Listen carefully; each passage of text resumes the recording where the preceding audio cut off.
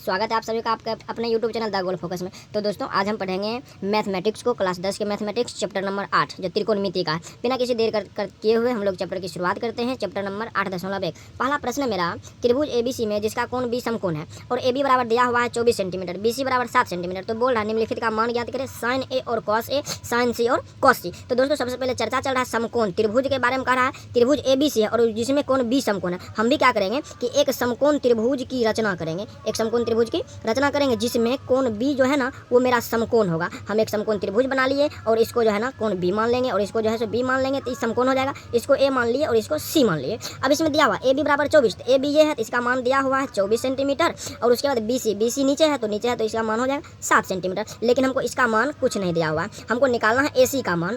AC का मान निकालना है। सबसे पहले क्वेश्चन में जो चीज़ दिया हुआ है उस चीज़ को हम लिखते हैं, लिखेंगे हल चित्रानुसार। चित्र में जो चीज़ है उसके अनुसार हम लोग कोई भी काम करेंगे, जो चित्र मेरा कहेगा उसी के अनुसार करेंगे, अपना मन से कुछ भी चीज़ नहीं करेंगे। चित्रानुसार त्रिभुज ABC कैसा त्रिभुज है? त्रिभुज ABC एक समकोण त्रिभुज है। कैसा त्रिभुज है? तो समकोण त्रिभुज है। हम उसे वही चीज़ को लिख दिए कि त्रिभुज ABC एक समकोण त्रिभुज है जिसका कोण B जो है ना, जिसका कोण B क्या है? समकोण है। वही चीज़ हम लिख दिए, जिसका कोण B समकोण है, जिसका कोण B क्या है? समकोण है। उसके बाद है और AB बराबर मान दे दिया कितना? AB बराबर दे दिया 24 सेंटीमीटर, तो हम भी लिख दिए AB बराबर 24 सेंटीमीटर। उसके बाद BC का वैल्यू कितना दिया हुआ? तो BC बराबर 7 सेंटीमीटर है, 7 सेंटीमीटर है। अब देखिए अपना लोग चर्चा करेंगे, जो अपना लोग त्रिभुज दिया हुआ ABC उसका चर्चा करेंगे। अपना लोग चर्चा कर रहे हैं त्रिभुज ABC में, किस त्रिभुज में? त्रिभुज ABC में। तो ABC में एक प्रकार ये पाइथागोरस प्रमेय से, कौन सा प्रमेय से? पाइथागोरस प्रमेय में अपना लोग क्या जानते हैं? तो जानते हैं कि कर्ण का स्क्वायर जो होता है ना वो होता है, कर्ण का स्क्वायर बराबर होता है लंब का स्क्वायर जोड़ आधार का स्क्वायर। हम भी वही चीज़ लिख दिए, कर्ण का स्क्वायर बराबर लंब का स्क्वायर जो आधार का स्क्वायर। ये सब चीज़ से आप लोग पूरी अच्छी तरह से परिचित होंगे। तो हमको ये निकालना कर्ण बराबर हो जाएगा, ये इधर स्क्वायर में है, इधर आएगा तो रूट में हो जाएगा। तो हम लोग लिख रहे हैं कर्ण का स्क्वायर बराबर अंडर रूट लंब का स्क्वायर, अंडर रूट किसका स्क्वायर? लंब का स्क्वायर, जोड़ आधार का स्क्वायर।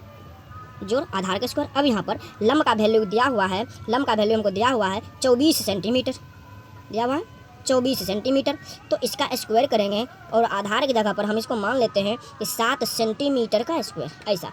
इसको फिर से अंडर रूट में बंद कर देंगे। हम लोग जानते हैं कि 24 का स्क्वायर जो होगा ना वो 576 होगा। कितना होगा? 576। और 7 का स्क्वायर जो होगा वो 49 होगा। कितना होगा? 49 होगा। ये दोनों को जब जोड़ेंगे तो होगा 625, अंडर रूट कितना? 625, और 625 का वर्गमूल 25 होता है। कितना होता है? 25 होता है। और ये जो मेरा निकला ये H निकला, अर्थात ये AC का मान निकला कितना? 25 सेंटीमीटर। अब क्वेश्चन अपना लोग को क्या कर रहा है? क्वेश्चन दे रहा साइन A cos A का वैल्यू निकालने के लिए, उसके बाद दे रहा साइन C और cos C का वैल्यू निकालने के लिए। तो अपना लोग जानते हैं, लिखेंगे यहाँ पर साइन A बराबर फॉर्मूला क्या होता है? साइन A बराबर फॉर्मूला होता है लंब बटे कर्ण।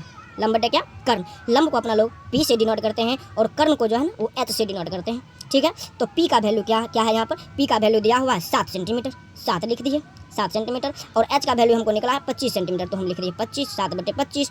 लेकिन उसी में क्वेश्चन आगे दिया हुआ है cos A का वैल्यू, हम भी यहाँ पर लिखेंगे cos A बराबर होता है आधार बटे क्या?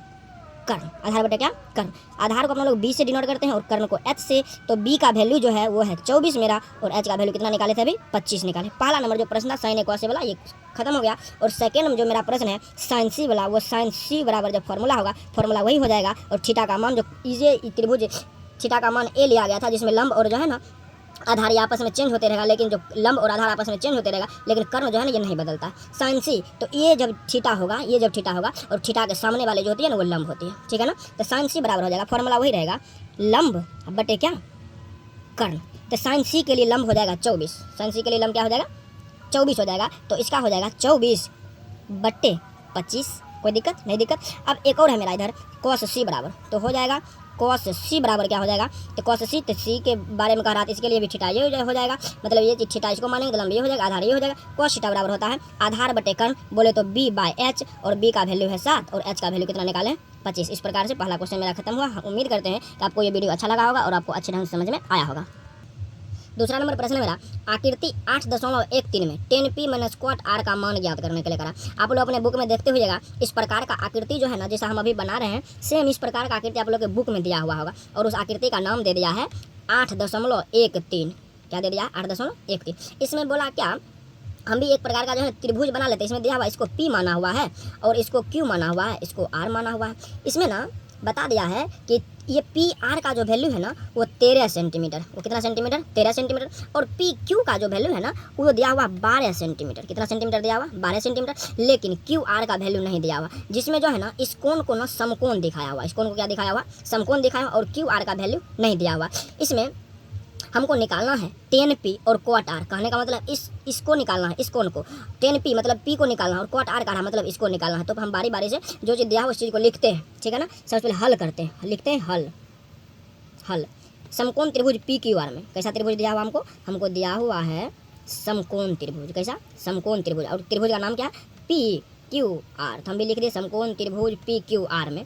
हम लोग पढ़े हुए हैं फॉर्मूला को, आधार बराबर होता है अंडर रूट कर्ण का स्क्वायर माइनस लंब का स्क्वायर। लंब का स्क्वायर, यहाँ पर कर्ण का जो सबसे बड़ी वाली भुजा होती है उसको कर्ण माना जाता है। तो 13 का स्क्वायर माइनस लंब की जगह पर अपना लोग लिख देंगे 12 का स्क्वायर और इसको रूट में बंद कर देंगे। होगा कितना? 13 का स्क्वायर होगा 169 माइनस 12 का स्क्वायर होगा 144। ठीक है, अंडर रूट। जब इसको हल करेंगे तो घटाएंगे, तो घटाने के बाद हमको आएगा 25 और जो ये 25 को अंडर रूट में रखेंगे तो इसका वर्गमूल हो जाएगा 5। कहने का मतलब ये हुआ कि QR का वैल्यू निकल गया 5 सेंटीमीटर। इसको कर्ण माने हुए हैं तो ये B हो जाएगा और ये ऑलरेडी P है। ठीक है, अब देखिए जो क्वेश्चन करा, क्वेश्चन क्या करा? क्वेश्चन करा पहले 10p के बारे में। किसके बारे में करा हुआ? 10p के बारे में। और हम लोग जानते हैं tan थीटा बराबर, इसको जब थीटा माना जाएगा तो ये हो जाएगा लंब और ये हो जाएगा, ये लंब हो जाएगा और ये हो जाएगा कर्ण और ये हो जाएगा आधार। तो इसमें है कि tan थीटा बराबर होता है लंब बटे आधार। ये फॉर्मूला अपना लोग पढ़े हुए हैं, लंब बटे आधार। तो लंब का वैल्यू निकल गया मेरा 5 और आधार का वैल्यू निकल गया मेरा 12। ठीक है, और इसी में अगला प्रश्न कहता है कॉट आर। तो कॉट आर का भी वैल्यू निकालना पड़ेगा। तो कॉट आर बराबर होता है, फॉर्मूला मेरा होता है कॉट थीटा बराबर होता है आधार बटे लंब। क्या होता है? आधार बटे लंब। तो हम उस चीज़ को लिख रहे हैं आधार बटे लंब। कॉट आर के लिए जब इसको आर को थीटा माना जाएगा, इसको जब हम लोग कौन मानेंगे? थीटा मानेंगे। तो थीटा के सामने वाली भुजा जो होती है ना वो लंब हो जाती है। तो सामने वाली भुजा लंब हो जाएगी तो आधार का वैल्यू हो जाएगा 5 और लंब का वैल्यू क्या हो जाएगा? 12। तो लिख देंगे 5 बटे 12। तो क्वेश्चन है मेरा, क्वेश्चन क्या कर रहा था? क्वेश्चन कर रहा था 10p माइनस क्वाट आर का वैल्यू निकालने के लिए। तो 10p का मान दिया हुआ है, 10p का मान दिया हुआ है 5 बटे 12 माइनस क्वाट आर का भी वैल्यू दिया हुआ है 5 बटे 12। अपने लोग अब इसको फिर घटाव कर लेंगे, 12 का एलसीएम हो जाएगा 12 और उसके बाद ऊपर हो जाएगा 5 माइनस 5 बराबर 0 बटे 12 और इसको अपना लोग 0 लिख सकते हैं। इसका आंसर क्या हो गया? 0 हो गया। अब बढ़ते हैं अगले प्रश्न की ओर।